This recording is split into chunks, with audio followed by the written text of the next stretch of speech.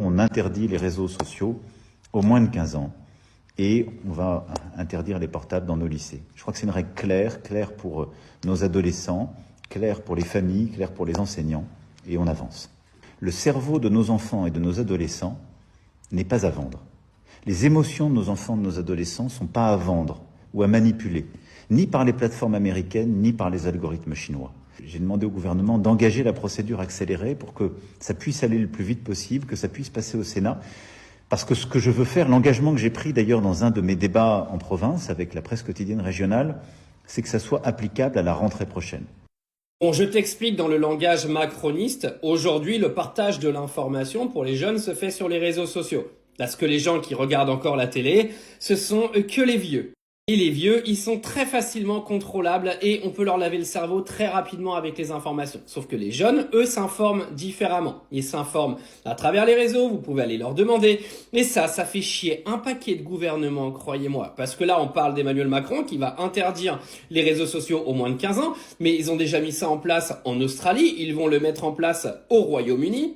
Tout simplement parce que le partage de l'information aujourd'hui doit être droit et avec une ligne claire, celle du gouvernement et rien d'autre. C'est-à-dire que maintenant, si tu veux amener une sorte de ligne différente de ce que racontent les médias à la jeunesse, ça pose un énorme problème que ce soit fait via les réseaux sociaux pour quelqu'un comme Emmanuel Macron.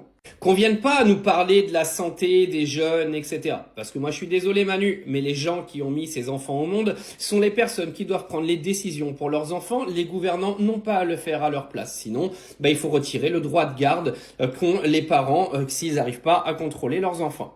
Là, on est clairement dans une manipulation de la pensée et dans une manipulation de l'information. Emmanuel Macron veut tout simplement que les jeunes de moins de 15 ans retiennent le message qu'on leur donne à l'école, retiennent le message global qu'on va leur raconter dans les sources d'information auxquelles ils auront accès, c'est-à-dire la télévision.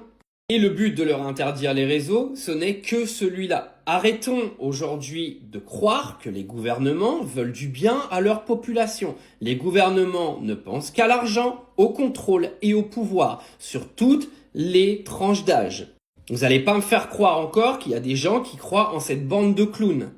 Bon, une fois que ça c'est dit, de toute façon, vous l'aurez pas. Une interdiction des réseaux sociaux pour les moins de 15 ans, c'est contournable de toutes les façons. Que ce soit avec des VPN ou différentes sources pour arriver justement à manipuler les algorithmes qui sont extrêmement faciles à gruger. Moi, ce qui me fait le plus rire dans cette affaire, c'est vraiment de faire croire à cette jeunesse qu'elle est débile. Je crois que les vieux comme Emmanuel Macron pensent que les jeunes aujourd'hui sont idiots, alors que les jeunes d'aujourd'hui sont beaucoup plus avancés que lui en termes technologiques. For sure.